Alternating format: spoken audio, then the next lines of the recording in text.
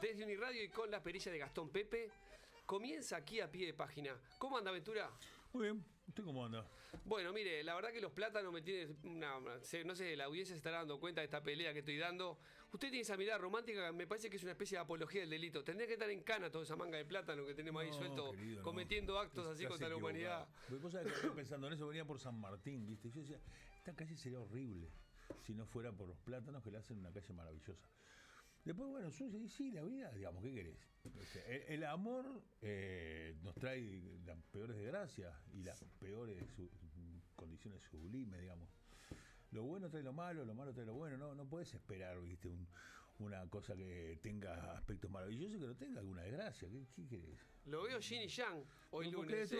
Esa cosa de la medianía, ¿viste? Que no me moleste mucho, pero que tampoco me dé mucho placer, ¿no, querido? No es así. Se ve que no tuvo que manejar el viernes de noche con la ventolera que había, parecía que estaba nevando. ¿Cómo no? Tuve que llevar a mi hija ya ¿cómo es? Al shopping center, no sé, con los amigos. Ahí está lleno de plata en la calle Rivera. No, pues salí por San Martín y después ahí agarré. Pero bueno, no sé, me estaba hablando de la bandolera, chicos. Hablando de todo un poco, tenemos que felicitar a otro campeón del mundo. Bueno, otro. La otra muchacha, la de la maratón, salió tercera. Pero este salió campeón del mundo. Felipe Clever, remero. Ese entrena en Uruguay, no lo entrena en Inglaterra. Sí, claro. Tiene todas las credenciales. Este país enseña mucho a remar, ¿no? Me sacó la... No se hace remero, sí.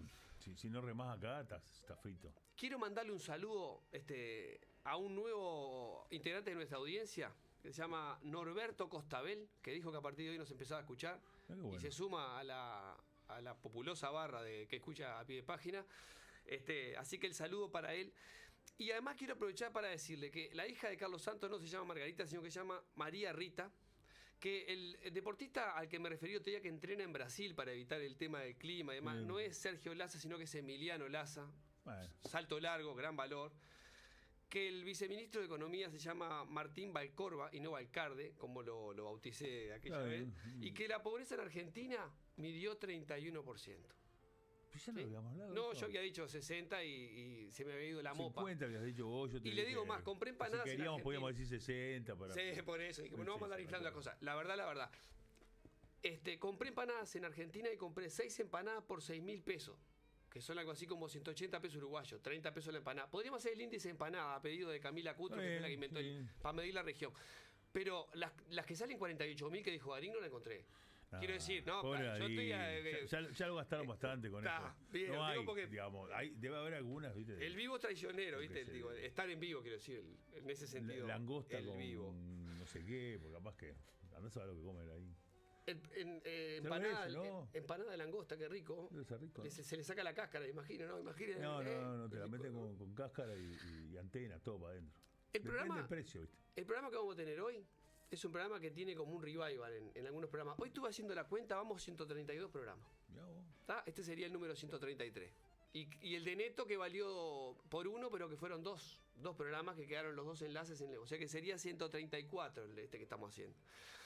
Pero mirando el archivo de a pie de página, en esta lógica que tenemos, acumulativa, ¿verdad?, de difusión, de reflexión científica, que se van como entrelazando las reflexiones de uno con las de otro, que luego generan programas con invitados que ya estuvieron, pero que logran una magia ahí común.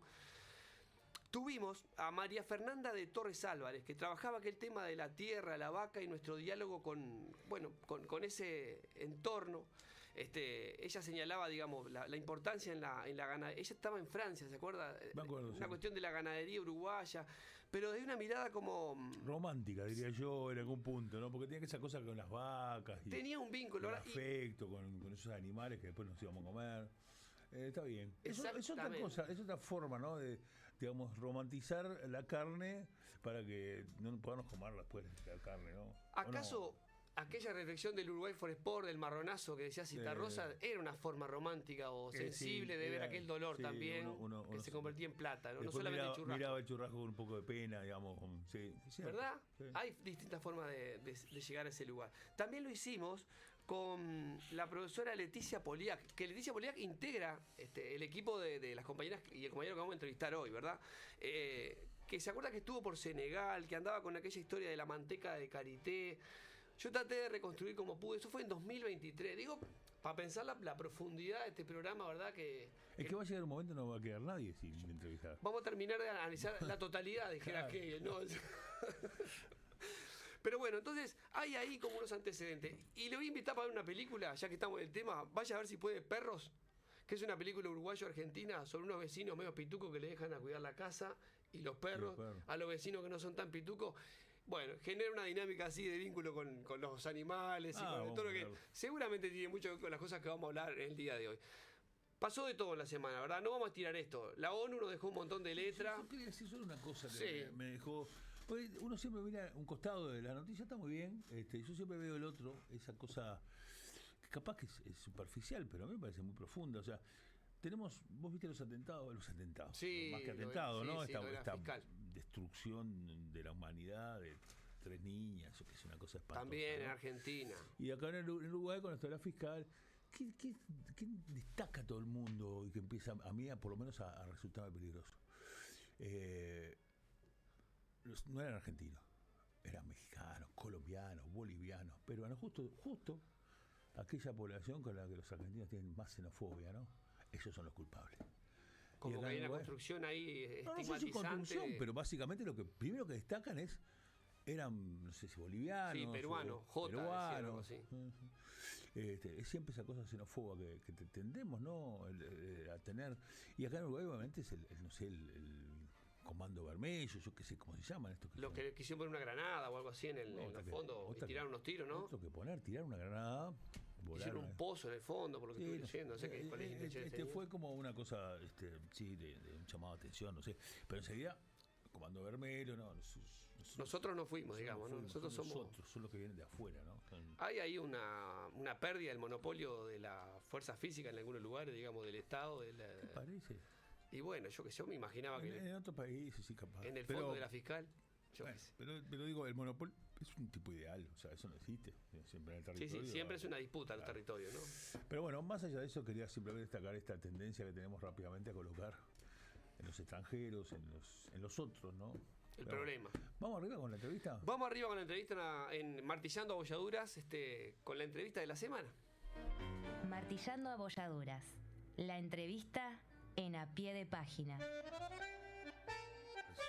Con nosotros hoy, en A Pie de Página, Valentina Pereira Cereta y Antonio Di Candia Cutinella. Bienvenidos, los estamos viendo por Zoom. Hola, buenos días, ¿cómo están? Muy bien, ¿tú cómo te vas? Muy bien, acá conectada desde Sevilla, por eso también la virtualidad es un poquito lejos, acá ya es de tarde. Bueno, por supuesto, el agradecimiento nuestro, ya estamos midiendo ahí que tenemos un poquitito de distancia, de retorno en la charla, así que la vamos a ir acomodando. Valentina es doctora en curso, ¿verdad? Medio Ambiente y Sociedad de la Universidad de Pablo de Olavide de Sevilla, y es donde estás, Valentina. Sos docente del Departamento de Sociología y te has especializado en las relaciones sociedad-naturaleza, etnobotánica y relaciones humano-ambientales. Y Antonio vive en La Paloma, es antropólogo, investigador y docente que se especializó en temas de patrimonio cultural, de bioseguridad y vínculos humanos-animal.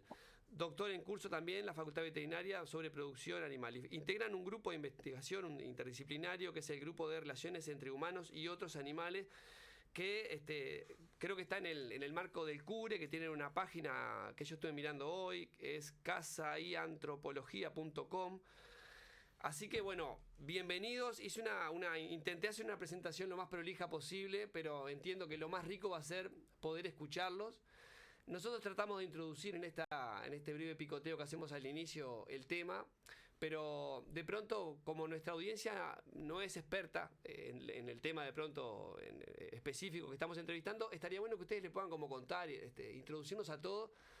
Bueno, ¿cómo es que se llega a investigar este asunto tan complejo que convoca tantas disciplinas, ¿no? Porque estuve viendo que hay desde abogados hasta médicos, en fin, muchos pensando este asunto del vínculo humano, naturaleza y animal.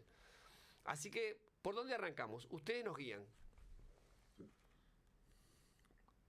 Bueno, en realidad contarles que el grupo es un grupo, como ustedes dijeron, interdisciplinario que justamente busca promover el diálogo cultural para abordar las políticas de vida no humana que generan a veces tensiones sociales a nivel del país también, ¿no? Y a nivel global. pero me parece que capaz que para darle introducción al grupo, mejor que les cuente un poco a Antonio, porque yo soy una de las últimas agregadas al grupo, así capaz que Antonio te doy la palabra para que cuentes un poco la historia del grupo y cómo se llega.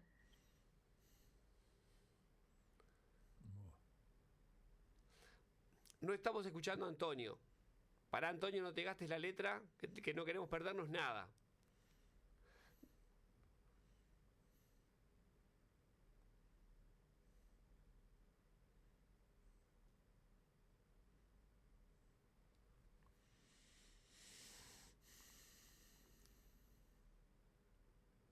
Bueno, estamos De acá pronto, con sí, un problema con los audios. No estamos pudiendo escuchar a mientras Antonio soluciona, de pronto vamos escuchando a Valentina. Valentina, nosotros te conocimos a través de la entrevista que le hicimos a Sole Nión, compañera nuestra de Facultades Sociales, y nos trajo, bueno, lo interesante de esta, digamos, desarrollo e investigación de ustedes en el marco del CURE.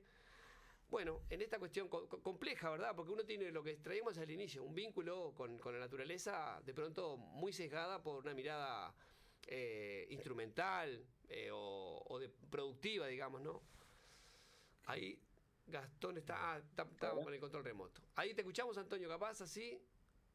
¿Ahora sí? Ahora sí, bien de bien. Ah, bueno. Bien.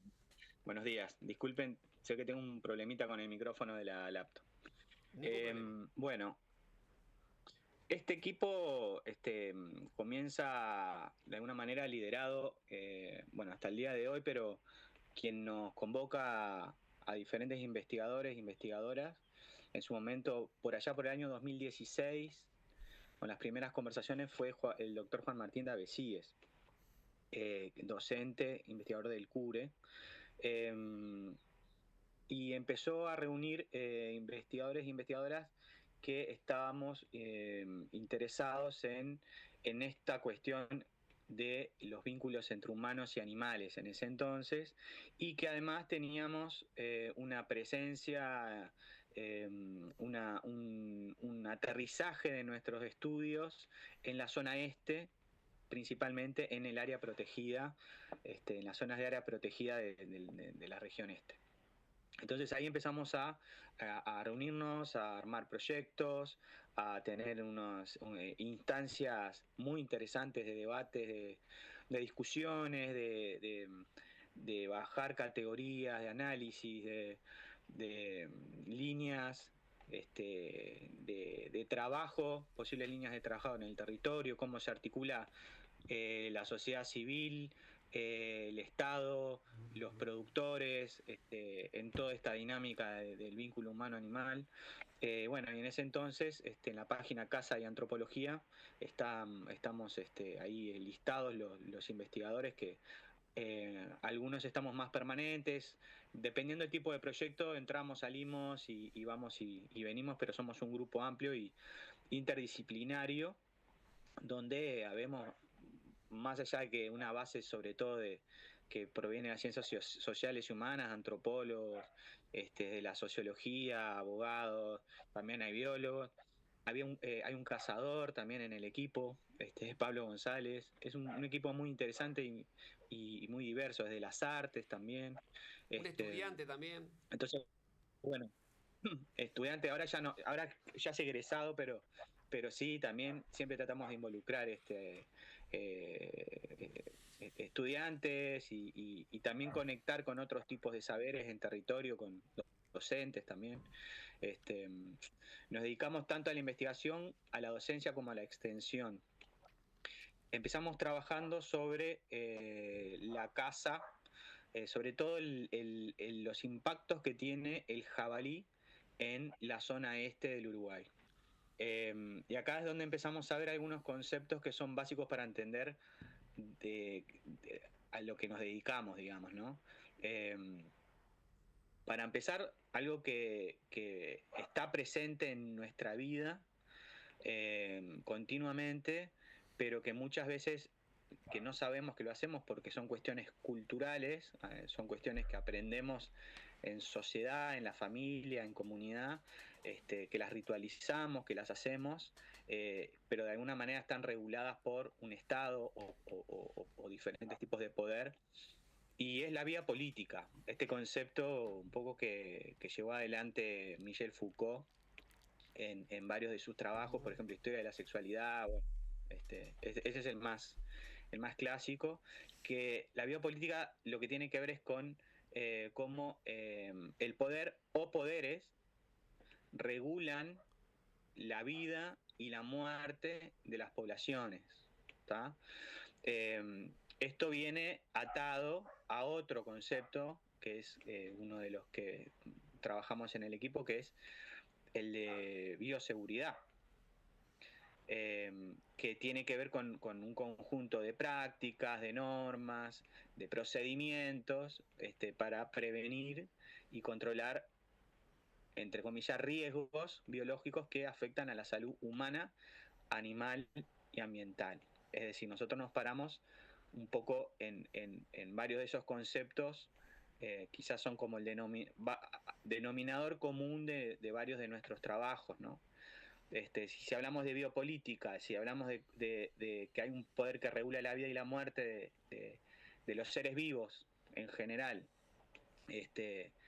poder que es, por supuesto, llevado adelante por nosotros los seres humanos, ¿verdad? Y si existe una bioseguridad, es decir, prácticas y normativas para prevenir posibles riesgos, peligros que nos puedan afectar, también hay una intersección con esos dos conceptos que son los que trabajamos, que es todos aquellos riesgos que pueden llegar a afectar y generarnos problemas, todo siempre entre comillas, porque son categorías humanas, digamos. Somos los humanos quienes pensamos en estas cosas, y no el ambiente, y no los animales, ¿no? Siempre separándonos desde ese lugar. Está esta cuestión del análisis de cómo nos relacionamos los seres humanos con los animales y con el ambiente. Si quieren un ejemplo bien claro, para bajar un poquito más a tierra, somos los seres humanos que tenemos el poder, es decir, biopolítica, tenemos el poder y la capacidad de decidir qué animales viven, qué animales mueren. Y además de eso, de etiquetar de alguna manera simbólicamente a esos animales, porque no solamente decidimos cuáles viven y cuáles mueren, sino decidimos que los que viven, a los que dejamos vivir, en qué lugar los ponemos en relación con nosotros. Por ejemplo, la vaca, el buey y el caballo, decidimos ponerlos en un escudo nacional. ¿Por qué? Porque tienen un significado patriótico, nacional, etcétera, etcétera, etcétera. Los perros, los gatos, decidimos no matarlos, no comerlos, pero decidimos tener otro tipo de vínculo con ellos, ¿no? Bueno, ahora vimos, por ejemplo, lo que causó a nivel nacional, mediático, pero hasta personal, lo que nos causó a todos, el impacto de estas imágenes que surgieron, estas imágenes submarinas que surgieron en esta expedición de la Universidad de la República, digamos, ¿no? Ya se empezaron a ver imágenes, circularon hasta memes simpáticos, nos generó simpatía, afecto, nos generó algo nuevo, este tipo de estos seres no humanos que empezamos a descubrir, entre comillas, y si nos generan cosas y nosotros accionamos y actuamos en consecuencia de eso, de alguna manera ahí hay un vínculo, hay una relación, hay una política, y bueno, por ejemplo, Vale trabaja algo que es muy interesante, que es el tema del carisma o de los animales carismáticos, que les puede llegar a explicar mejor que yo. Pero bueno, no sé si fui claro, pero un poco... Yo creo que sí, que fuiste es muy claro y bueno, la prueba es que me despiertan algunas reflexiones y preguntas. Tú colocás esta cuestión del biopoder y cómo de algún modo eso a mí me conecta, bueno, con Bourdieu, con esta idea también del ejercicio de la violencia simbólica, ¿no? Ampliando un poco el concepto de Estado. Y en esto de la violencia simbólica, decir, bueno, a ver, estas concepciones que traes tú sobre el tema de los animales en una relación política o biopolítica que refieren qué lugar están de la sociedad, ha sufrido una transición en los últimos años de considerarlos cosas y en los códigos uruguayos el animal es una cosa, y por lo tanto en la sociedad burguesa, digamos, una de las cosas de su propiedad puede usar y abusar. A procesos en los que se los ha ido convirtiendo en sujetos, incluso sujetos de derecho. Entonces aparecen estas regulaciones que algunos quieren ampliar, otros quieren reducir, pero en el sentido de decir, bueno, no es una cosa y no es de tu propiedad. Él tiene también derechos, él tiene que ser cuidado de determinadas maneras y ante todo se le debe respetar la vida. Por supuesto para algunos animales, mientras otros se regula cómo matarlos y demás. No sé, ¿me podés decir alguna cosa al respecto? Más de estas nuevas regulaciones, si es que las hay, yo estoy interpretando bien. Bueno, nosotros nos hemos centrado mucho en el estudio y el trabajo, sobre todo con la fauna silvestre, ¿no? Por eso también nos importa ver mucho las regulaciones sobre otras especies. En esto que decía Antonio, de que si pensamos desde un abordaje biopolítico, ¿no? Que la conservación es biopolítica y la bioseguridad también, pues la conservación decide quién vive y quién muere, por ejemplo. Nos interesa ver, bueno, qué sesgos empiezan a haber atrás de esas políticas de vida y de muerte de los seres vivos. Indudablemente todos estos estudios se ven como aumentados o tienen como un gran auge después del giro animal, ¿no? Todo el abordaje multiespecie que propone darle como más agencia a esos otros no humanos, ¿no? Pero dentro del equipo, por lo menos entiendo, seguimos con esta perspectiva de que el humano tenemos una mayor incidencia, en el sentido de que se puede regular las políticas de vida sobre otros seres. Y ahí me parece súper interesante irnos para el lado de lo que mencionaba Antonio, los animales, del carisma en el animal, ¿no? Existen sesgos taxonómicos a la hora de cómo administramos la vida de otros seres vivos. Y ahí el carisma juega un rol muy importante, ¿no? Como en decidir, bueno, quién vive y quién muere y en qué lugar se lo pone.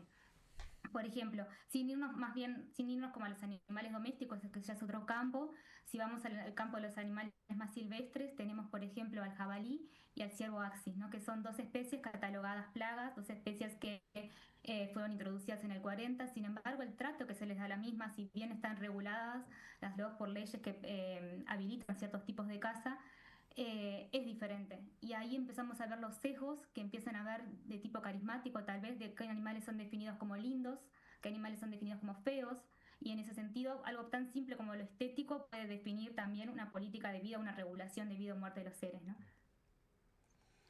Sí, claramente uno puede ir a pescar la corvina, pero si anda pescando las carpas de los japoneses que son de colores, le van a dar un lío. Y son dos pescados. Ahí es propiedad privada lo que pasa, querido.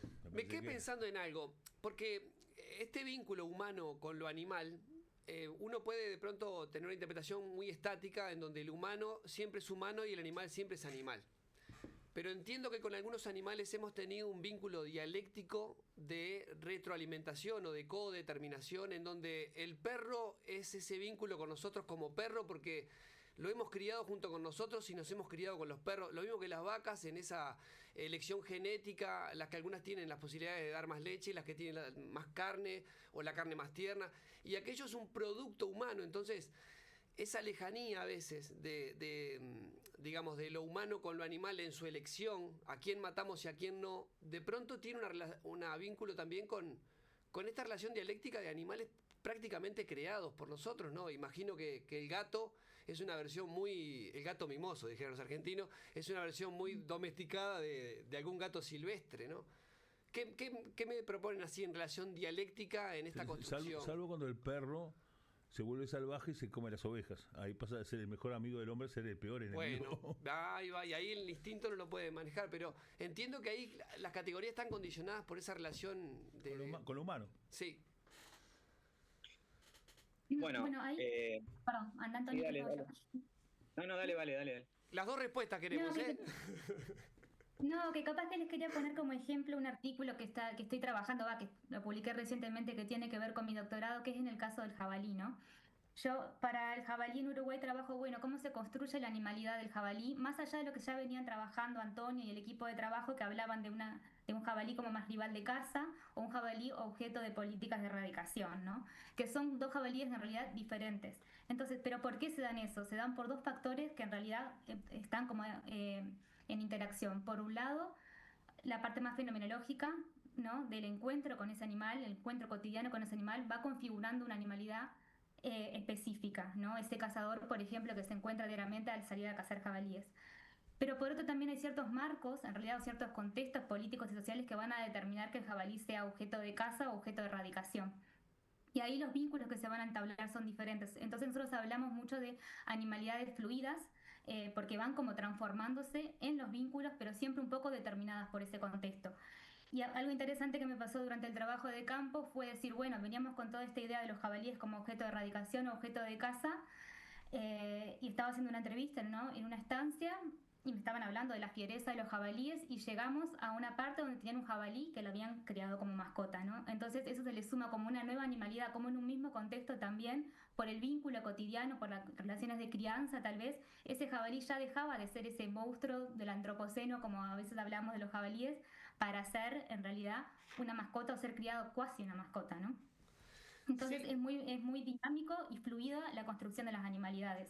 Y eso es un poco lo que vienen a proponer también los nuevos abordajes multiespecie y más que humanos, ¿no? Y lo queremos trabajar también en el grupo. Interesante cómo en el mismo sujeto, incluso en la misma comunidad, pueden estar simultáneamente conviviendo las tres imágenes del animal, o me equivoco. O sea, el animal en una comunidad puede ser Presa para un cazador, o bueno, la comunidad entiende que está bien que lo casen. Mascota para alguno y para capaz que los vecinos.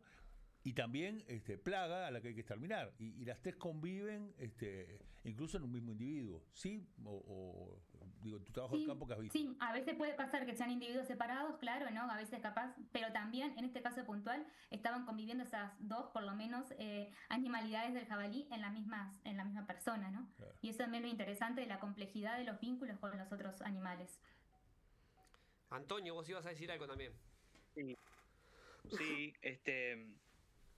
qué bueno que Vale pudo hacer con esa explicación más densa, porque yo estoy en una etapa en mi doctorado recién arrancando, pero mi estudio tiene que ver con un fenómeno similar en la zona de Canelones, Las Brujas, no sé si se ubican cerca de Cerrillos, que también es área protegida, pertenece a los humedales del Santa Lucía. Es una zona vitivinícola y frutícola tradicional, ¿no? Aún mantiene esas características. Y en mi caso me voy a centrar en la presencia y las vinculaciones humanas con la presencia del ciervo axis, que está catalogado como una especie exótica invasora. Está en la lista. Hay una comisión que se llama la Comisión Nacional de Especies Exóticas Invasoras, que es multisectorial, está el Estado, hay organismos de la sociedad civil y la universidad, y en el 2012 elaboraron una lista de especies vegetales, animales, una lista bastante extensa, donde figura el jabalí, figura el ciervo axis y otras especies, como el mejillón dorado, bueno, la capina noni, la flora, ¿no? La margarita de pira, bueno, un montón de especies. ¿Por qué digo esto? Porque cuando el Estado, volvemos al tema de la biopolítica y a la bioseguridad, determina, es decir, los seres humanos representados en un Estado determinan que una especie es un peligro o una amenaza o nos está invadiendo y nos está perjudicando, establece cómo proceder al respecto. Entonces, esto que decía Valentina es muy claro con el jabalí, porque entre jabalí y el ciervo axis, evidentemente un veterinario o un virólogo puede darles una mayor precisión, pero ambas especies son especies que transmiten un montón de patógenos y garrapata, y un montón de enfermedades a otras especies que consideramos de nuestro interés a nivel productivo, como puede ser otros animales domésticos de producción. Entonces el Estado, ¿qué hace? Reglamenta las formas y las maneras en que hay que proceder y la eliminación, es decir, matar a estos animales, reducir su población. Y en lo concreto, la ley de caza es la principal herramienta que existe hoy por hoy, tanto para el jabalí como para el ciervo, para reducir y diezmar la población de estos animales considerados exóticos invasores y perjudiciales. Entonces acá otra vez entran las concepciones humanas sobre el animal. Primero, ¿por qué son perjudiciales?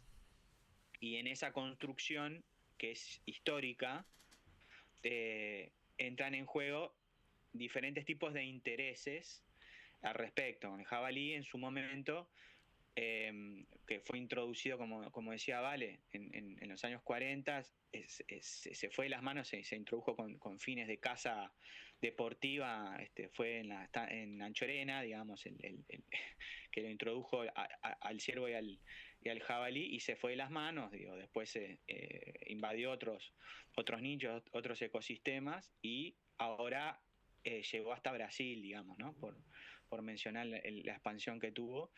En su momento fue declarado plaga nacional porque atacaba las majadas de oveja, entonces era una pérdida productiva impresionante. Entonces hubo que generar según el poder del momento, una ley que regule y permita la caza, que esta fue en el año 82, que luego volvió a tener algunas modificaciones en el 2008. La última se hizo en el gobierno anterior de Lacalle Pou, que lo que hizo fue flexibilizar esa ley y generar conflictos a nivel social y a nivel comunitario, digamos, una manera, porque permite, entre otras cosas, la caza nocturna, la caza en algunos momentos, caza sin permiso del propio propietario para entrar a cazar, habilita zonas que no estaban permitidas para la caza, es decir, zonas semirurales, como la zona de Canelones en la que yo voy a estudiar.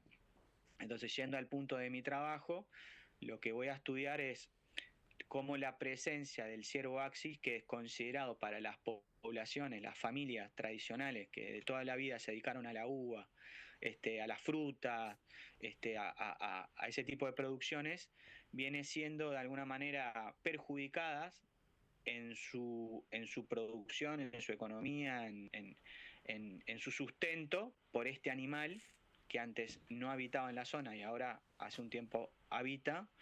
Pero por otro lado, lo que voy a estudiar es cómo esa zona ha recibido durante los últimos 10, 15 años una migración muy importante de personas más bien de Montevideo o urbanas, con otras maneras de vivir. ¿Qué significa esto? Que montevideanos se fueron a vivir a Las Brujas o Rincón del Colorado porque es un entorno y un lugar maravilloso cerca del río Santa Lucía, es hermoso ese lugar, no viven de la producción de fruta o de la vitivinicultura, y capaz que les resulta muy agradable levantarse y ir a desayunar y tomarse un café con leche mirando un Bambi en el jardín de su casa. Pero para el vecino, ese Bambi es un peligro porque capaz que le arruina la cosecha de durazno de esa temporada, digamos. Entonces se generan diferentes miradas, relaciones hacia el animal y conflictos entre los propios vecinos. Y ahí en el medio están las regulaciones. Los cazadores que en algunos predios con esta nueva ley pueden entrar a cazar. Hay vecinos que permiten cazar, otros que no, quieren que haya cazadores sueltos tirándole a los animales. Está el INIA, el Instituto de Investigación, que es paraestatal, que está en la zona también, generando técnicas y fomentando planes para el control de este animal. Está el municipio, porque el ciervo axis también genera accidentes de tránsito en la noche. Esa complejidad es un poco ese vínculo entre estos humanos que son diversos entre sí y esta presencia no humana que es el axis, es por el lado que lo voy a encarar como otro ejemplo. Clarísimo esta explicación que nos daba el profesor Antonio. Les proponemos hacer una brevísima pausa. Vamos a escuchar una canción justamente del Choncho Lazarov, que habla de una época en la que faltaban gatos. Yo no sé si lo que estaba diciendo era que faltaban los votos en la elección del 71. Falta gatos porque la gente se los morfaba. Ahí va, porque también en esa relación, ¿verdad? Los animales pasan a ocupar distintos lugares en función de la crisis económica y de la necesidad de los seres humanos, ¿no? Entonces, faltan gatos del Choncho Lazarov y enseguida volvemos con más entrevistas en la pie de página. No sé, Pero qué notable este Choncho, ¿eh? Claro. Lo escucho desde siempre, al Choncho, letrista de La Falta, en fin. Bueno, tenemos 19 grados, el viento sopla del norte a 10 kilómetros por hora, 70% de la humedad y la presión hectopascal 1019. Seguimos con esta entrevista súper interesante. Hablábamos el otro día con el profesor, esta prensa nueva que tiene el capincho, que ahora le dicen el capibara, y los niños andan enamorados de los capinchos. Eso también debe cambiar el vínculo que tenemos con los animales, la influencia de la prensa con algunos, en este caso el capibara, ¿no? Yo les voy a meter otra pregunta además, no, más que pregunta, comentario. Ustedes con la pandemia se habrán hecho una panzada, ¿no? Con esto de que la culpa era de un murciélago que salió de una sopa, en ese vínculo con los animales y los virus que salen de la producción avícola en masa. Hay cosas para decir ahí, ¿no? Además cambiaron los animales, empezaron a aparecer animales que antes estaban fuera de las posibilidades de contacto humano, empezaron a aparecer por efecto, digamos, del encierro de los seres humanos, los animales se sintieron un poquito más cómodos. Los delfines rosados en Venecia, por ejemplo, que volvieron a Venecia cuando la pandemia hizo que Venecia se quedara sin turistas, ¿no? Sí, sí. Yo estaba en Floresta y había unos pájaros que nunca en mi vida había visto. No sé, les tiramos de todo. Para retomar este vínculo, investigación, humano, animal, prensa mediante, imagino que ahí hay cosas para pensar, ¿no? Sí, sin duda. Con el caso del murciélago es súper interesante, bueno, por todo lo que se dio con el tema de la pandemia, ¿no? Y además el murciélago en realidad es otro de los animales que yo abordo en la tesis de doctorado, porque justamente es un clásico ejemplo de estos unloved animals o animales no queridos, ¿no? Animales que suelen ser estigmatizados y con una historia de estigmatización atrás, que suelen ser foco, por un lado, de políticas de erradicación por su asociación con la zoonosis, pero también despertar fobias o miedos en la población, ¿no? O en la gente. Y acá hay como diferentes como abordajes sobre el vínculo con estos tipos de animales más estigmatizados, que algunos vienen como más del lado biológico, pero nosotros nos centramos más en el abordaje biocultural o cultural, ¿no? De, bueno, cuál es el arraigo cultural para que el murciélago genere esto en la población, ¿no? Entonces, yo, por ejemplo, para la investigación hacía como un análisis de la literatura uruguaya, cómo aparecía el murciélago, ¿no? Buscando en las páginas anáforas así, y bueno, todos eran connotaciones negativas, ¿no? Hablando de alimañas, con el infierno, Drácula, vampiros, sangre, suciedad. Entonces ya como los primeros vínculos con este animal vienen siendo de leer cosas que tienen que ver, por ejemplo, con eso. Después también nos podemos ir a las películas y ni que hablar del cine y el murciélago, ¿no? Todo eso va configurando una animalidad y va configurando como los vínculos que tenemos con estos animales que podemos decir que son estigmatizados de alguna forma. Pero también después hay como procesos que acá está bueno mencionar el trabajo que hace el programa de conservación de murciélagos, procesos por los cuales podemos tratar de ir sacando a esos animales de ese lugar negativo. Y ahí todo lo que tiene que ver con educación ambiental es buenísimo, pero también me parece como interesante, así por abrir un poco el abanico, plantear el rol de las tecnologías también en esta intermediación con los vínculos con otros animales, ¿no? Cómo las tecnologías pueden acercarnos o alejarnos a los animales. En este caso de los murciélagos, como por ejemplo los detectores de sonido, podían permitirnos ver de alguna forma esos murciélagos que de otra forma no los veríamos y que están alrededor nuestro. Claro. Me quedé pensando en esto de que traías de los animales estos estigmatizados. También me parece que hay siempre alguna base real. Tal vez me estoy perdiendo alguna pero en general, no sé, uno piensa en las ratas y en los murciélagos, que efectivamente son transmisores, por ejemplo, de la rabia, ¿no? Es un vector importante de transmisión de la rabia, tanto el murciélago como, bueno, la rata ni hablar, ¿no? En la Edad Media, la peste bubónica, en fin, hay así cuestiones de base que tienen como una cuestión real, ¿no?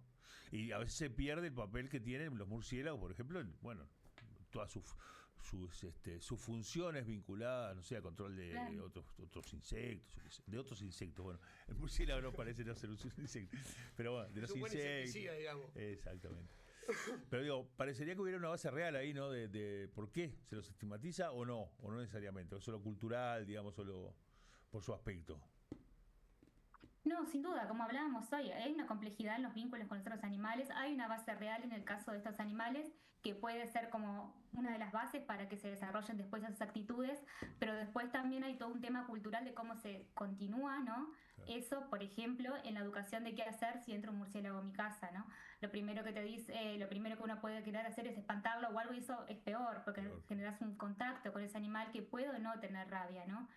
Y después también está el tema, por ejemplo, hablando con uno de los biólogos que trabaja mucho con murciélagos, él contaba que a veces como las políticas para gestionar esa enfermedad o la rabia terminan siendo contraproducentes.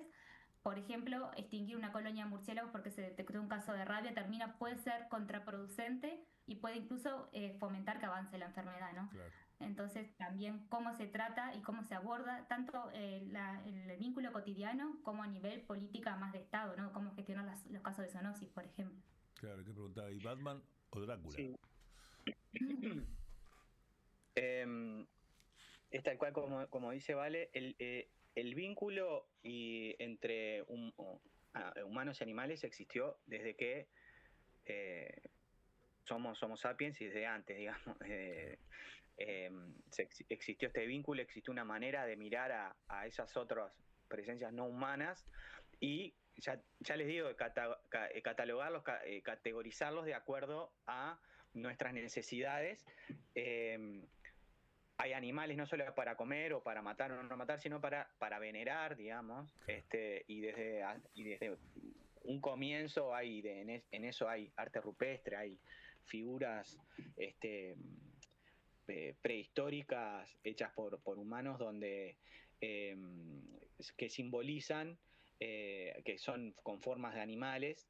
De hecho hay antropolitos, ¿no? Que se han encontrado en el Uruguay con formas de animales que simbolizaban para esas poblaciones X valores o X significados, ¿no?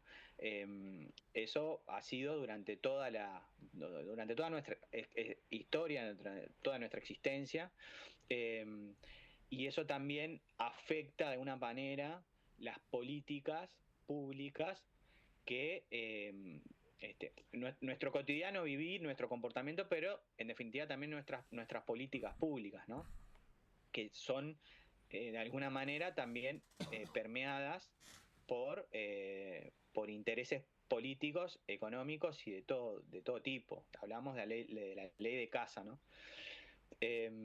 Y vuelvo a tu pregunta, cuando conformamos este equipo de investigación interdisciplinario era bastante raro dentro del ambiente académico porque estaba integrado por antropólogos dedicándose a temas que tienen que ver con las ciencias naturales, ¿no? Con esa división ya vetusta, ¿no?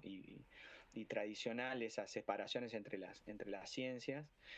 Había un cazador en el equipo, nos dedicamos hacíamos cosas muy locas, como por ejemplo hacer mesas de diálogos donde invitábamos cazadores, guardaparques, animalistas, integrantes del Estado, a conversar sobre qué había que hacer con el jabalí, ¿no? Hicimos mesas en Rocha, en Aiguá, en 33, y surgieron cosas muy interesantes en ese diálogo. ¿Los juntaban? Fuertes. Sí, claro, en una misma mesa, por momentos fuertes, por momentos muy intensos,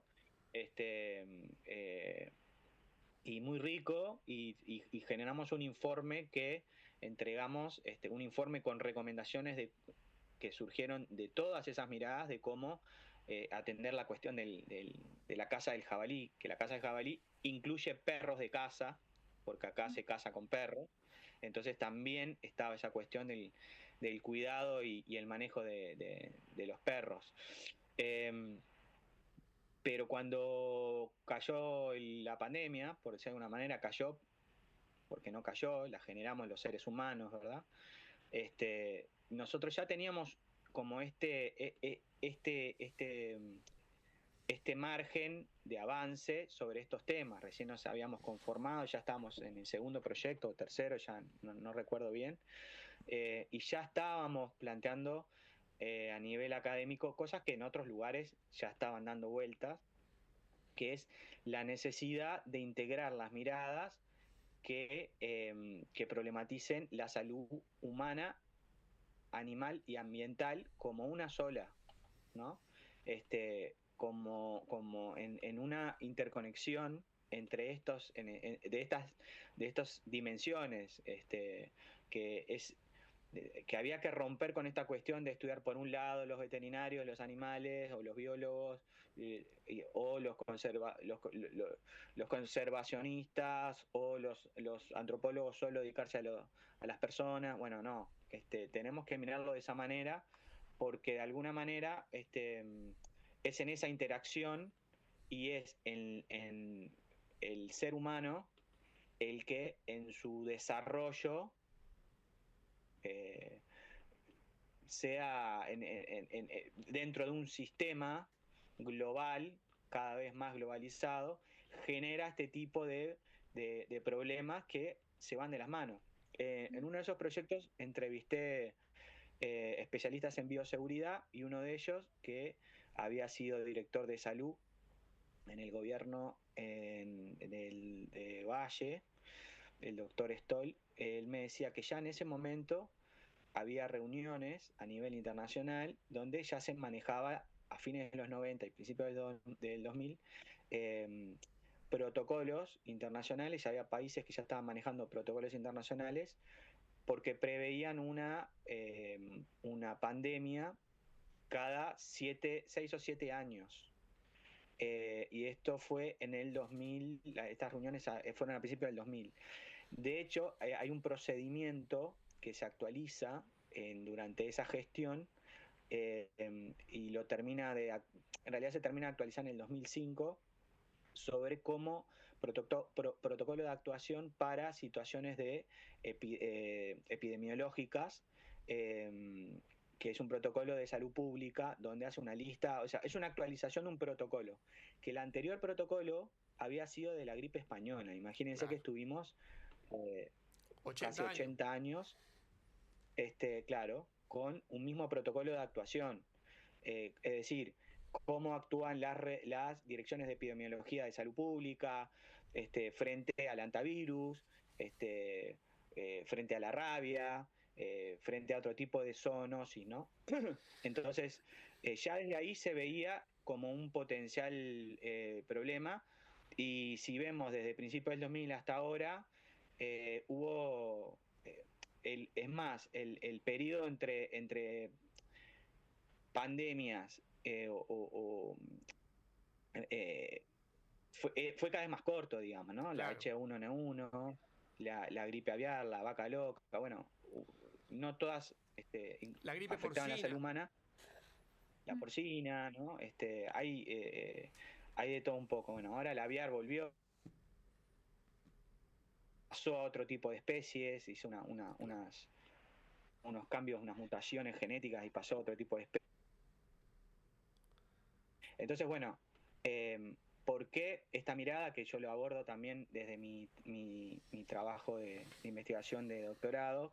Es este concepto de una salud que de alguna manera se bajó desde la ONU, desde la Organización Mundial de la Salud, desde esa agencia, como es un paradigma que lo que busca es que los gobiernos que los estados hagan esfuerzos hacia adentro de las naciones, pero interestados también, para tomar medidas de bioseguridad para evitar este tipo de que se vayan de las manos este tipo de epidemias, digamos, ¿no?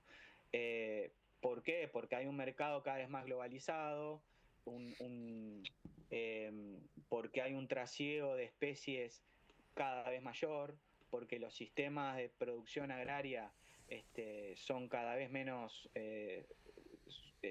sustentables por el uso de agrotóxicos, agroquímicos, porque se utilizan hormonas para hacer más productiva la producción, valga la redundancia, la producción de carne.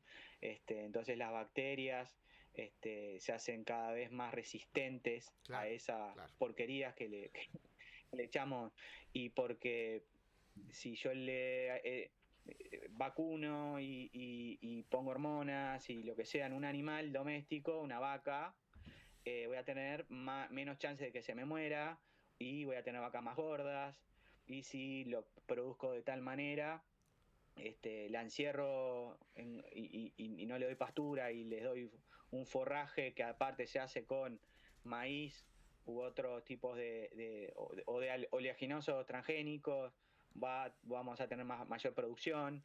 Y si después culturalmente empiezo a vender la idea que la carne de feedlot es deliciosa, entonces lo vamos a consumir más. Vamos a tener bacterias anabolizadas. Exacto, y ahí es cuando se van algunas especies, algunas epidemias se van de las manos. Claro. Lo más curioso del COVID-19 es que la explicación en todo ese mundo distópico que vivimos, la explicación del origen duró muy poco. Es decir, el colega que es experto, Santiago Mirazo, que estuvo uno de tantos, ¿no? Salió a integra el equipo de ustedes también. Sí. Explicó cómo era la cuestión virológica, todas estas cosas mucho mejor que yo, evidentemente. Él es experto en el tema y explicaba por qué, cómo es que se dio romper con esta cuestión un chino mordió un vampiro y ese tipo de cosas, y le dio una explicación seria, académica, pero después pasamos a hablar de las vacunas, después pasamos a hablar de los encierros, se desenfocó el tema, ¿no? Y no de que se trajo un animal silvestre en una zona urbana, en un mercado urbano. Claro, y hubo un cruzamiento con otras especies, digamos. Rompió como una cadena de fronteras, rompió fronteras que luego, al ser alteradas, no tuvieron marcha atrás. Claro. Antonio y Valentina, tenemos que cerrar el programa, que terminaba a las 11 y ya nos pasamos 2 minutos. La verdad que por demás interesante escucharlo. No te quería cortar porque estaba atentamente escuchándote, Antonio. Les agradecemos profundamente esta participación. Queda el puente para cualquier otro momento. ¿Sí? Nos despedimos, un abrazo a toda la gente del CURI, un abrazo a Poliac también, que estuvo en la pie de página. Profesor, nosotros nos tenemos que ir urgente, yo qué sé yo, cuando salga no sé si terminamos en Cana nosotros hoy con todo lo que... Las muchachas del programa que viene, que es muy bueno y que recomendamos, van a estar muy enojadas con nosotros. Estamos en penitencia. Vamos a ver cómo resolvemos esa penitencia. Nos vamos escuchando una canción de amor maravillosa, ¿sí? De Claudio Tadei, divina. Dormite tranquilo. Gran abrazo. Un abrazo.